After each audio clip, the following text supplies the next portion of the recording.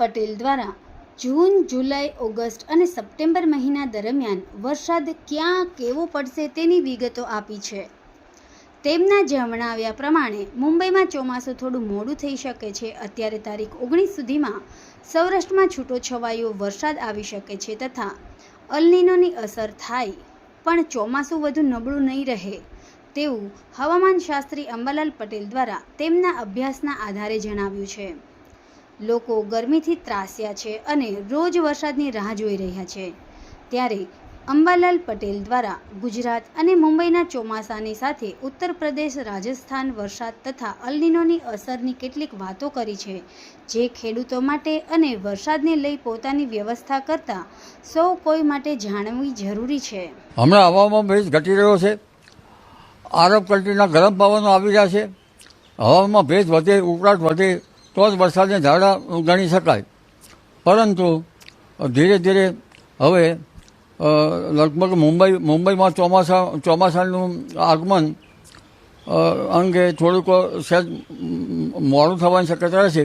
જોકે મુંબઈમાં વરસાદ તો આવશે, પરંતુ ત્યાંની નોર્મ પ્રમાણે વરસાદ આવવામાં થોડો વિલંબ થઈ શકે. કદાચ 12-13 તારીખ સુધીમાં મુંબઈમાં ચોમાસું આવી પહોંચે. પરંતુ હમણાં લગભગ સખ્ત પવનો 15મી જૂન સુધી ફૂંકાવાની શક્યતા રહેશે. પવનની ગતિ ઉત્તર ભારતના ભાગોમાં તો લગભગ 60થી 70 કિલોમીટર અને ઉત્તર ભારતના કેટલાક ભાગમાં કરા પડવાની પણ શક્યતા રહેશે અને તેની અસર રાજસ્થાનના ભાગો સુધી થશે. રાજસ્થાનના સંલગ્ન ભાગો જે ગુજરાતના છે તેમાં પણ ભારે પવન ફૂંકાવાની શક્યતા. હમણાં બંગાળ ઉપસાગરમાં જ્યારે પૂર્વ ભાગમાં વરસાદ વધારે છે અને અરબી સમુદ્રની શાખા મુંબઈમાં અટકી છે. જો બંને શાખાઓ એક સરખી રીતે ચાલે તો વરસાદ સારો આવે.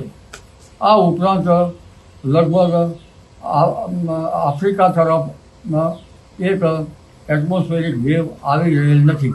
કદાચ જૂનના પાછલા સપ્તાહમાં આવી શકે અને એટમોસ્ફેરિક વેવ એમજીઓ જુલાઈ માસમાં પણ આવવાની શક્યતા છે. એટલે ચોમાસું ધીરે ધીરે સક્રિય થાય. મુંબઈ તરફના ભાગમાં ચોમાસું 15 જૂનથી 18 જૂન વચ્ચે કદાચ સક્રિય થઈ શકે.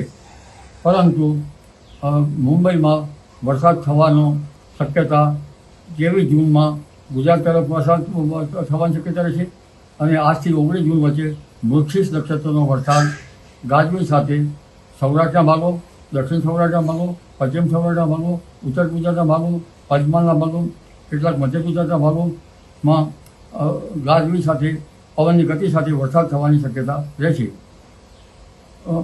તેમજ લગભગ 23 જૂનથી 26 જૂનમાં ગુજરાતમાં વરસાદ થવાની શક્યતા રહેશે. 27 જૂનથી 28-29 જૂનમાં મુંબઈ, મહારાષ્ટ્રમાં ભારેથી અતિ ભારે વરસાદ થવાની શક્યતા રહે.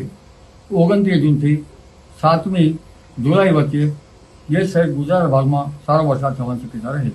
આદ્રા નક્ષત્ર બપોરના ભાગમાં છે એટલે પરંપરાગત જ્ઞાન પ્રમાણે ઘાસચારણની પર ઓછી થાય. પરંતુ ત્યારબાદ જોવા જઈએ તો લગભગ અલ-નીનો સળવળી ઉઠવાની શક્યતા છે. અલ-નીનોની અસર ઓગસ્ટમાં પેસિફિક મહાસાગરમાં નિયત તાપમાન જ્યાં મપાય છે તેમાં 1.5 ડિગ્રી સેલ્સિયસ ઉષ્ણતામાન ઊંચું છે અને સપ્ટેમ્બરમાં તેની ઘાતક સ્થિતિ સુધી થઈ શકે તેમ છે. આવો સ્ટ્રોંગ અલ-નીનો 1972માં હતો ત્યારે દુકાળ પડેલ હતો. પરંતુ લગભગ ગુજરાતમાં જોવા જઈએ તો હિન્દ મહાસાગરનું હવામાન ઓગસ્ટમાં સાનુકૂળ રહેવાની શક્યતા રહેશે. જુલાઈ માસમાં એમજીઓ એટમોસ્ફેરિક વેવ આવવાની શક્યતા રહેશે. એટલે કંઈક અંશે ચોમાસું વરસાદ તો થઈ શકે સારો, પણ ક્યારેક અંધારો ભારે વરસાદ તો વચ્ચે ચોમાસું બ્રેક આવી શકે. ચોમાસામાં બ્રેક આવે ત્યારે ખેડૂત ભાઈઓએ પિયતનું વ્યવસ્થાપન કરવું સારું રહે. જી ઓકે.